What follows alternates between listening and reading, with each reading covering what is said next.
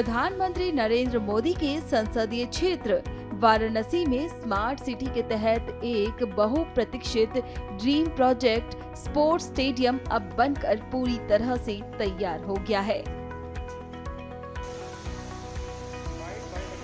आने वाली 20 अक्टूबर को प्रधानमंत्री नरेंद्र मोदी इसका उद्घाटन कर सकते हैं। वाराणसी का सिगरा स्टेडियम पहले से ही खेल गतिविधियों के लिए जाना जाता था, लेकिन बहुत जर्जर अवस्था में था, जिसे प्रधानमंत्री नरेंद्र मोदी ने रिनोवेट करने का फैसला किया और 400 करोड़ रुपए की लागत से इसे अब तय समय में तैयार करके अपने संसदीय क्षेत्र की जनता को समर्पित करने वाले हैं।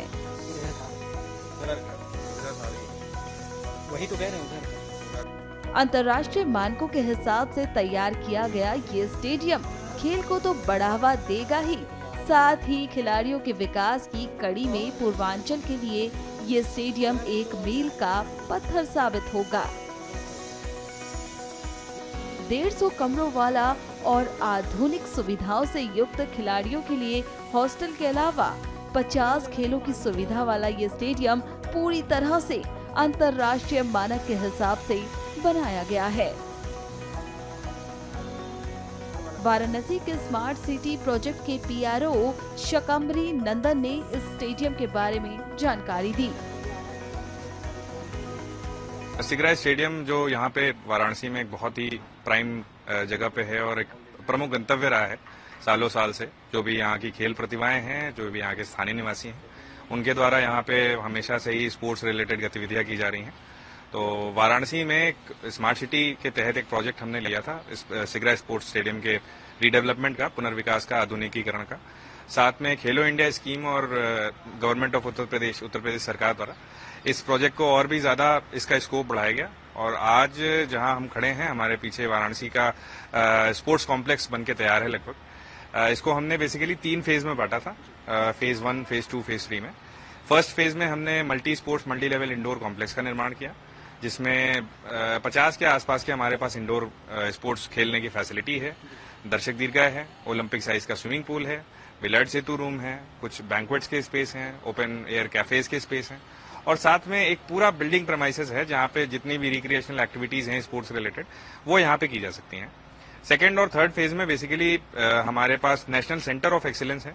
इसके साथ कुछ शूटिंग रेंज बनाई गई हैं, जितने हमारे कॉम्बैट स्पोर्ट्स हैं, जिसमें आपके कुश्ती, boxing, fencing, wrestling, judo, karate, इस टाइप के स्पोर्ट्स को खेलने के लिए फैसिलिटीज बनाई गई हैं।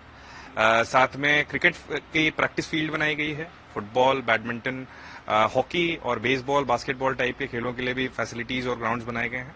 इसके अतिरिक्त जो सिंथेटिक ट्रैक्स हैं वो बनाए गए हैं हमारे टेनिस के गेम्स हो, चाहे बैडमिंटन के गेम्स, कबड्डी हो, बास्केटबॉल हो, इनके लिए। और साथ में जो हमारे प्लेयर्स आ रहे हैं, जो हमारे खिलाड़ी आ रहे हैं, उनके लिए 180 की क्षमता के 90 पुरुष और 90 महिलाओं के छात्रावास या आवासीय परिसर या हॉस्टल बनाए गए हैं। और इसके साथ साथ हमारे पास जो कोचेज आ रहे हैं, जो हमारे प्लेयर्स के हेतु ट्रेनर्स आ रहे हैं, उनके लिए भी आवासीय परिसर है।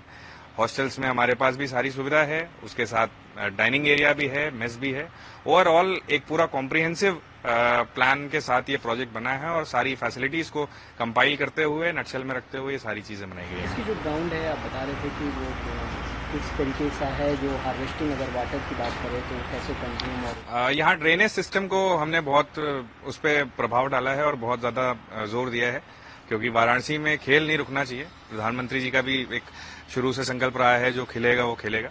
तो उसको ध्यान में रखते हुए यहाँ जो ग्राउंड है उसको हमने एक बहुत ही अच्छे ड्रेनेज सिस्टम से लैस किया है।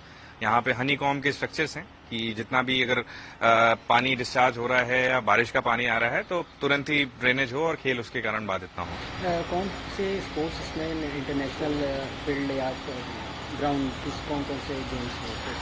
ये बेसिकली जो जितने भी हमारे इंडोर कॉम्प्लेक्स में खेले जाने हैं वो सारे स्पोर्ट्स की अंतर्राष्ट्रीय स्तर की प्रतियोगिताएं और स्पर्धाएं यहाँ पे की जा सकती हैं।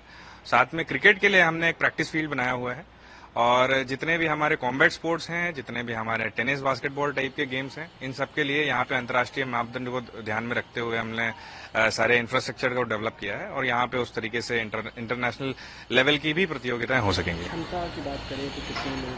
क्षमता ऐसे देखा जाए तो जो हमारा इंडोर कॉम्प्लेक्स है वहां पे डेडिकेटेड हमने 2000 लोगों के आसपास की क्षमता की दर्शक दीर्घा बनाई है। बाकी 180 बेडेड हॉस्टल है। कोचेज अकोमोडेशन में लगभग 40 लोगों की रहने की व्यवस्था है।